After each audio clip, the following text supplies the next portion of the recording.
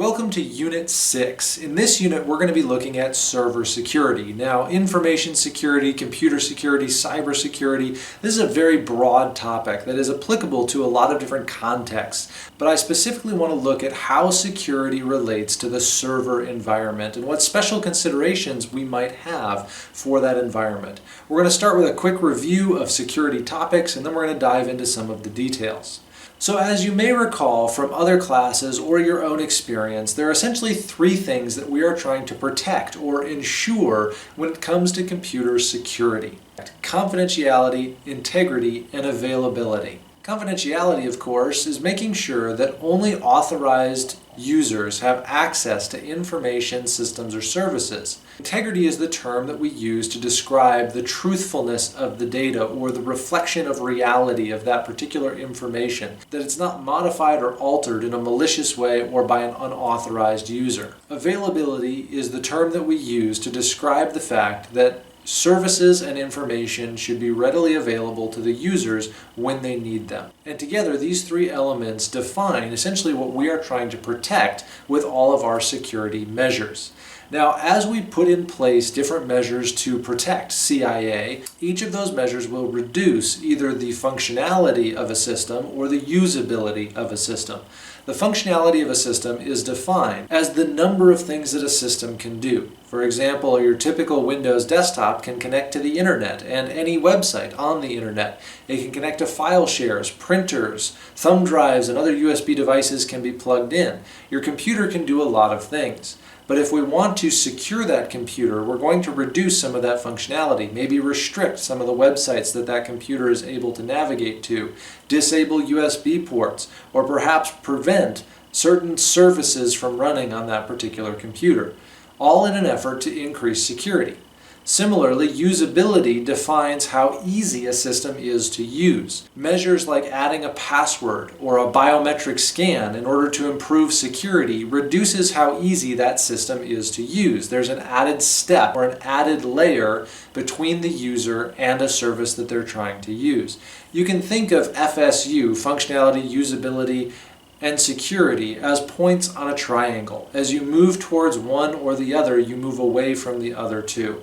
Our goal with server security and computer security in general is to find the proper balance between functionality, usability, and security, all the while trying to maintain confidentiality, integrity, and availability. Hopefully that was all just review for you. So let's move into the specifics of server systems and how we can try and balance that FSU triangle and ensure CIA. On the outermost layer of security, we have physical security. Now, with computer systems in a typical work environment, physical security might include locked doors or using passwords to prevent unauthorized access. Realize that physical security with servers is a little bit different. Because we don't actually need a keyboard, monitor, mouse, or to be standing right next to the server that we're working with, we can actually increase the levels of physical security to those particular servers. Unlike an office, which may remain unlocked during business hours, servers can be grouped together in a comm closet or an IT workshop or a server room that is locked throughout the day, thus reducing physical access to that room and those servers. And because server systems often contain more data and oftentimes more sensitive data, we do want to put in place more physical protections for those systems than our typical desktop computer. While a locked door is a good start, we should start to think about layers of physical security. Not only should that door be locked, but it should be a door that's inside of a hallway that has restricted access, or a building that has restricted access, making sure that only authorized employees can even get close to the door that would then lead to the server system. Using fences, guards, and other physical barriers can increase the security of those server systems. But we should think about physical security in terms of layers. Another aspect of physical security is knowing who's in the building. And this elevates the issue all the way up to the management and HR levels of a company. Employee screening and making sure that we're not inviting in an outside threat as an employee, whether they be a janitor or a technical employee. We need to make sure that we know who we're hiring. Further examples of physical security include key cards, passcodes, biometric scans, etc. Now, not all server systems are going to require 10 layers of sophisticated physical security, but consider the importance of the data that that server is storing and how critical it is that that server maintain 24/7 uptime providing that service. We're not only concerned about people with malicious intent in this case. An unsuspecting employee who accidentally walks into a server room and trips over a power cable could inadvertently take down a website costing the company millions of dollars. It wasn't an intentional malicious act, but that accident could have severe ramifications for the company. So making sure that physical security measures are in place protect us both from malicious attacks as well as inadvertent accidents. Now, we mentioned already that most server systems don't require physical access to use. We don't have a keyboard, monitor, mouse sitting at a server, so we don't necessarily interact with the server that way. So how do we interact with a server? Well, as you well know, one of the primary ways that we do that is across the internet or across the network. Users are going to log in to the server or to the services of that server using usernames and passwords. And this is an important aspect of server security, the aspect of authentication. Authentication is the process of proving identity or establishing trust between a user and that service. The most common form of authentication, as I've already said, is a username and password. A system will typically trust somebody who has a username and password combination because only that user should know that username and password combination. Now, as the importance of a particular server or set of information increases, the necessity to prove identity becomes more and more important, and a simple username password system is not going to be sufficient. So there are typically three things that we consider when we're trying to prove identity. Something you have, something you know, and something you are. One or more of these three pieces can be used to prove identity. For example, a password or a question answer can prove that the user is who they say they are if the answers to those questions or that password remains a secret. Similarly, something you have, like a USB dongle that has an encrypted key on it, or a pass card, or a smart card, can be used to prove identity if only that person possesses that credential or that token. And perhaps the strongest, something you are, uses biometrics to scan retina, fingerprints, palm geometry, or even facial features to prove that you are who you say you are. Now, of course, each of these different measures can be thwarted. Somebody can discover or crack a password or discover the answers to security questions. Someone can steal a smart card or a USB dongle that's used as a security key. And even in biometrics, they're not perfect, and they can be tricked through a variety of different methods. So using a combination of these different systems, something you are, something you know, something you have, can significantly enhance the security or the authentication process of a server. Now, not every server is going to require some biometric system, a passcode, and some physical key in order to unlock a service or a piece of information. But realize that these are options that we can use to increase security to match the level of sensitivity of the data or service of that particular server system. You may be asking yourself, well, how do I actually use these particular tools? I've used passwords before, but I don't know how to use some of these other advanced methods. Well, fortunately for you, both Windows and Linux have built-in systems for doing exactly this. If you play around with the Windows 10 settings, for example, you can find a place where you can change how you log into your computer using your webcam for facial identification. If your computer has a biometric scanner, such as a fingerprint reader, your computer can use that. You can even set up a PIN to coincide with your password or even use a picture password. Many of these same features that are available on Windows 10 are also available in Windows and Linux server systems. Of course, more complicated methods like palm geometry scans, retina scans, etc. may require specialized equipment and even specialized software in order to interact with the operating system of your choice. One step beyond authentication, once we've proved our identity and the system trusts who we are, is the idea of logical access control or access control lists. Just because the server knows who I am and trusts who I am doesn't necessarily mean that I have access to all of the information and services on that computer, as it should be. we're going to have different levels of user permissions. Now, you should be familiar with the idea of file permissions inside of Windows and Linux. Permission to read, write, or execute a particular file can be controlled both in the Linux system and in Windows, and they are typically set per user or per group. Now, a user is a single named account, and ideally there should only ever be one human user tied to a particular computer user account. However, a human user may have multiple user accounts. One particular area where that's useful is giving employees both a standard user account and an administrative user account that they can use to install programs or change settings on their own computer. Separating the administrative and standard user account allows the user to log in as their standard user and perform their normal tasks. But whenever they need to do something with administrative privileges, they have credentials that grant them access to those particular settings or features. But it gives them a mental check to make sure that this is something they really want to be doing by putting in those credentials for administrative access. It also prevents malicious code from executing with administrative privileges because it's going to execute under the standard user that they are using. But it is very important that user accounts only ever have one human user. Now, user accounts can be grouped together into a logical user group. Both Windows and Linux use the group nomenclature to describe a set of users with a common set of permissions. This can come in handy if you have large groups of users that need permission or access to a particular file or feature of the system. For example, if there are a group of 10 employees in the accounting department, setting permissions on the accounting files for the accounting group allows you to add and remove users to the accounting group, and they immediately gain all of the privileges and rights of that particular group, which is much easier than changing all of the permissions for every individual user. You can also use groups to restrict privileges. By denying access to particular features or functions within a file system for a particular group, you can add users to that group in order to restrict access to files despite any other associations that they may have, because a deny permission overwrites or overrides any permissive permission. So as you can see, this builds on the idea of authentication. We use authentication to prove the identity of the user, and we use the logical access control or access control list file permissions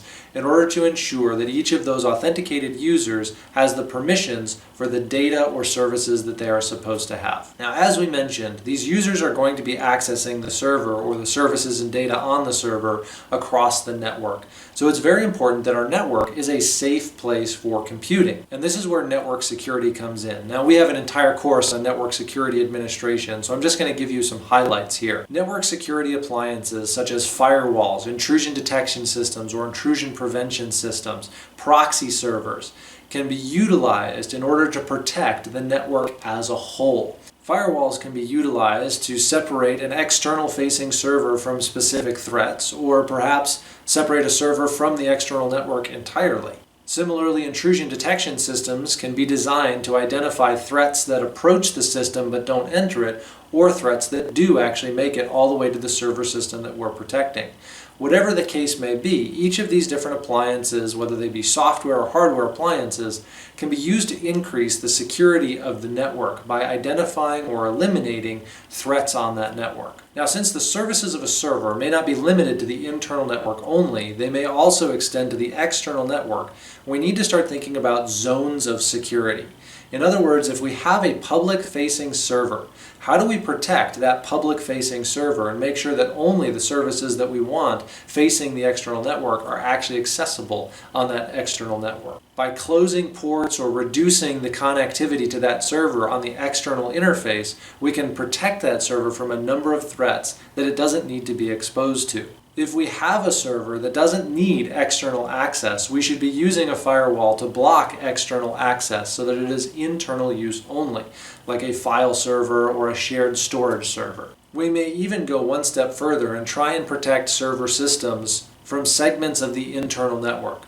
For example, if we have a server for shared files for product development that only certain employees need access to and not everybody on the network, we may place that server behind yet another firewall to restrict the connections to that particular device. We may even try to separate network traffic using virtual LANs or physically separate networks to prevent an unauthorized user from gaining access to a network where a server that they shouldn't access resides. So once we've established a baseline of physical security, authentication and logical access control, as well as a network security architecture, it's time to turn our attention to the server specifically, the specific device that we're trying to protect. And we call the process of securing a server hardening. Now there is a significant number of steps to truly hardening a server system, which I'm not going to go into at this point in time, but I'd like to summarize a couple of the common steps, such as making sure that our software and operating system on that server system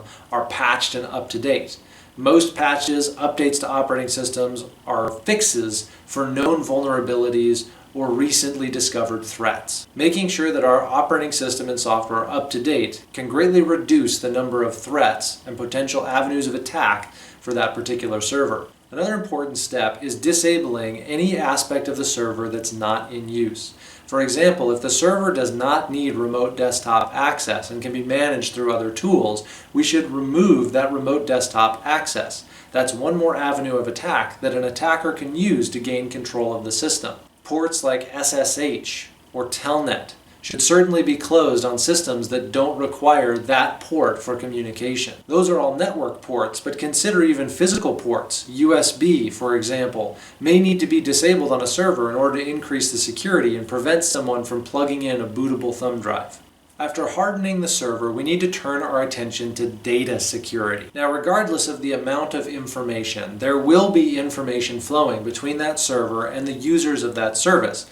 That could be simple DNS or DHCP requests, or it could be massive amounts of sensitive data from a file storage server. In any event, we need to consider data in three different phases: data at rest, data in transit, and data in use. Data at rest is data that is stored on physical hard drives and not currently being accessed by the system. This data may be vulnerable to attack either from a user gaining access to that information through the operating system or from physical theft of somebody stealing a hard drive and walking away with that information. In order to protect data at rest, oftentimes we'll use techniques like full disk encryption, where even if the user gets their hands on the hard drive that has the data, they won't be able to read it because it's encrypted. Of course, improving physical security so that theft is less likely is the preferred option. And as we've already said, setting proper permissions and using the operating system's built-in security tools to prevent unauthorized access can help protect data at rest. Data in transit is one of the trickiest aspects of data security, because that data in transit may cross a public network, such as the internet, and data moving across a network is susceptible to sniffing or being observed by a third party without any knowledge of either the server system or the security systems in place. Fortunately, we've been thinking about this aspect of data security for many years, and we've come up with several solutions, primarily data encryption while transmitting information. One of the most notable examples of this is the move from HTTP web traffic to HTTPS or HTTP SSL traffic, where all web traffic to and from the server is encrypted with SSL. Similar encryption protocols and SSL itself can be used to protect information from one place to another, even as it traverses a public network. Another example besides SSL is the use of VPNs or virtual private networks, which can be used to encrypt data as it leaves one network and decrypt data as it gets onto another private network, so that it's got an added layer of protection as it traverses the public internet. And of course, as an element of network security, we want to make sure that there are no unauthorized users on the network able to discover that traffic. We may not be able to control that on the internet or the public network, but we can control it on our own private network to a point. And lastly, data in use. Data in use is data that's actually stored in memory, that the computer is actively using. Think of an open file or a running program. Now, it may seem far-fetched to steal information right out of memory, but it's not impossible. And in fact, one well-known exploit, the Heartbleed security flaw in OpenSSL, did exactly that, revealed information that was in memory, data in use, if you tricked the computer into giving you data that it should not have been able to access. We call this a buffer overflow. The concern about security with data in use has increased in the recent years as virtual machines, which share memory spaces with other virtual machines, have become more and more widespread. The idea that one virtual machine could conceivably read memory from another virtual machine has caused a lot of concern in the security community. And as such, measures have been put in place both by the operating system designers and software companies as well as security companies to prevent cross-virtual machine access. While many of the security measures to protect data in use are going to be very low level and not necessarily observable by you as an administrator or as a user, it's important to remember that that data needs to be protected just like data at rest and data in transit. Of course, protecting important information doesn't stop with just the server system itself. Consider the fact that with the concern of drives wearing out or dying, we tend to proactively replace hard drives in a computer system. This means that we are removing old drives and perhaps discarding them. Well, the question becomes, is the data on those disks destroyed or removed before we dispose of that disk?